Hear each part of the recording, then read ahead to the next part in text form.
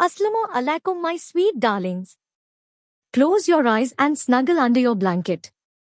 Tonight, I will tell you the story that forms the foundation of all humanity.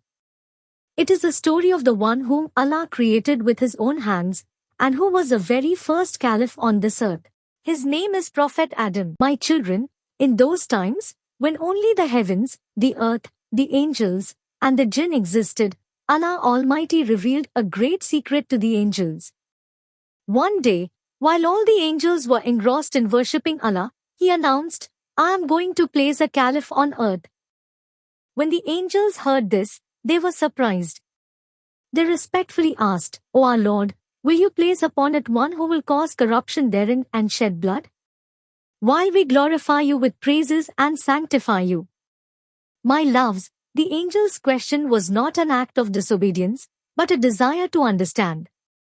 Then Allah Almighty, whose wisdom is beyond words, said, "Indeed, I know that which you do not know."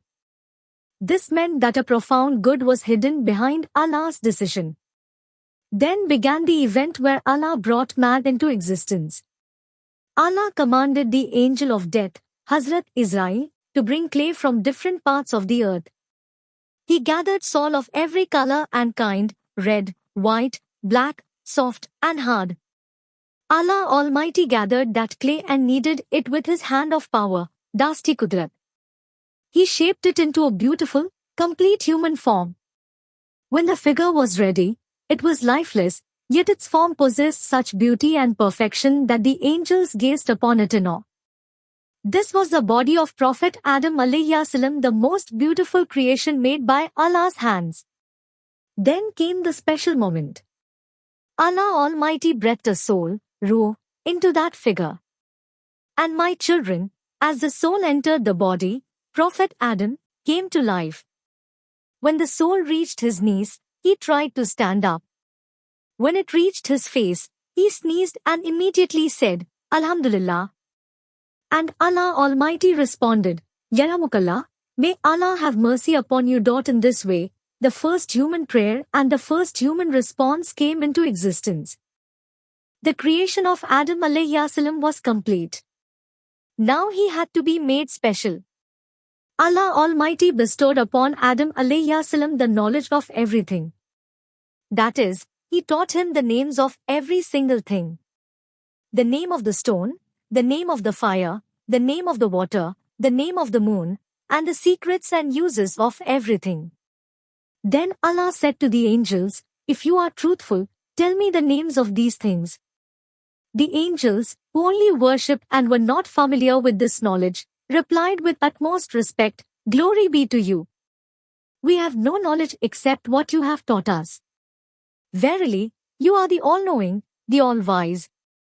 Then Allah commanded Adam alayhi salam, "O Adam, inform them of the names of these things." And Adam alayhi salam immediately told the angels the names of all things, along with their meanings. This incident proved the great wealth of knowledge, or intellectual capability, that man possesses. Allah made Adam alayhi salam superior to all creation through knowledge. Once Adam alayhi salam excellence was proven, Allah Almighty issued a grand command. Allah said, "O angels, prostrate to Adam." Angels obey Allah's command instantly. They did not delay for a single moment. Millions and billions of angels immediately bowed and prostrated to Adam alayhi salam. This prostration was not worship of Adam alayhi salam but compliance with Allah's command to honor him. But in that assembly, there was one whose name was Iblis. Iblis was from the jinn, but due to his excessive worship, he lived with the angels. However, his heart was filled with intense arrogance and self-admiration. When everyone prostrated, Iblis remained standing. Allah asked him, "O Iblis, what prevented you from prostrating to the one whom I created with my own hands?" Listen to Iblis's reply, "My children, this was the proof of his arrogance. I am better than him. You created me from fire, and you created him from clay." He preferred his own logic and arrogance over Allah's clear command. Due to this disobedience, Allah Almighty cursed Iblis and expelled him from paradise. From that moment, Iblis became known as Shaitan, and he vowed to always mislead mankind, remaining their open enemy forever. Adam alayhi aslam was in paradise, but he was alone. He felt a sense of sadness. Allah Almighty, who loves his servants dearly, wished for Adam alayhi aslam to find tranquility. While Adam alayhi aslam was asleep, Allah Almighty created Hazrat Hawa from one of his ribs, from his own body. When Adam alayhi aslam woke up, he saw a very beautiful woman beside him. For the first time, he felt the love and tranquility of a companion. Allah permitted them both to reside in paradise. My darlings, is a place where you will never be tired, never be hungry, and every wish will be fulfilled. They were allowed to eat every fruit and enjoyment in paradise. But Allah gave them one final instruction, just one: O Adam and Hawa, do not even approach this tree, nor eat its fruit, lest you be among the wrongdoers. Now came the time when Iblis prepared to take his revenge.